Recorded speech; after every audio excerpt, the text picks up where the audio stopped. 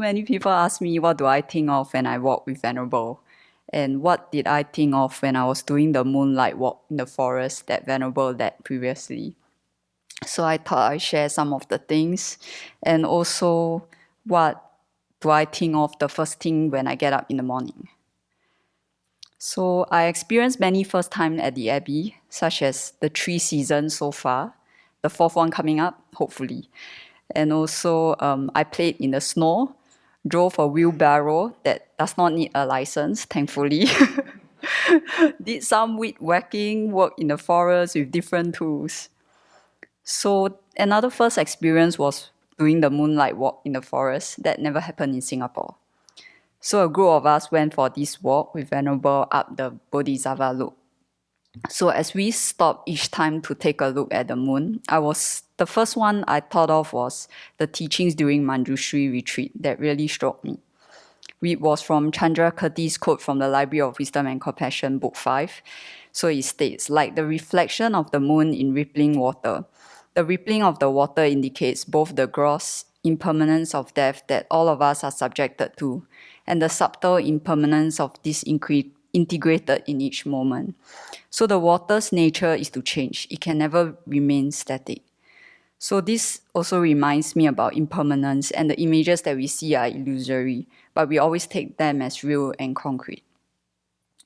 And then I started thinking about what I read in one of Lama Yeshe's book. It states on the Four Reliance. So this helps me to relax. So it states something like, rely on the Dharma, not on the people. Rely on the meaning of the Dharma, not just mere words. Rely on the definitive meaning, not just provisional words. And rely on wisdom and insight, not just ordinary judgmental mind. So it's very easy to understand, but it's difficult for me, especially the judgmental mind. So for me, it's like the judgmental mind comes up when it's not good enough.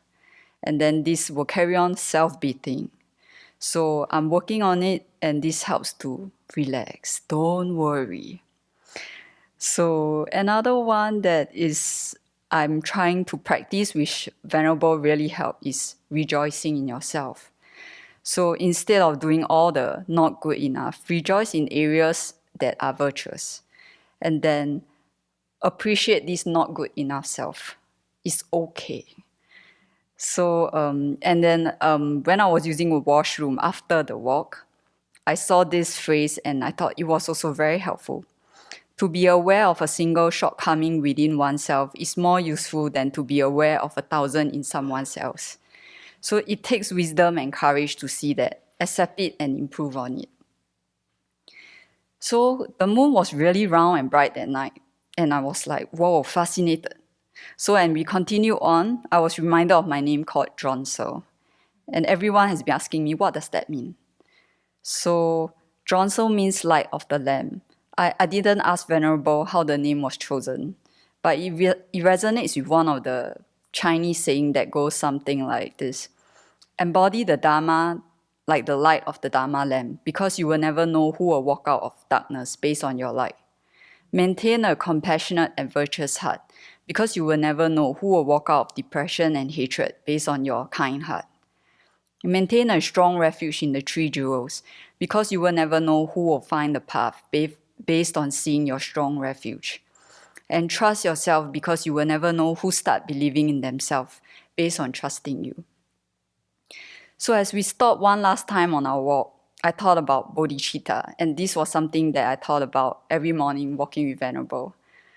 So I made an aspiration, may I become a bodhisattva so that I can lead all sentient beings under this moon on the path to awakening, even if it takes me 3,000 kalpas.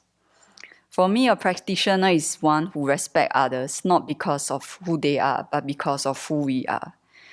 One who is a servant to serve all sentient beings.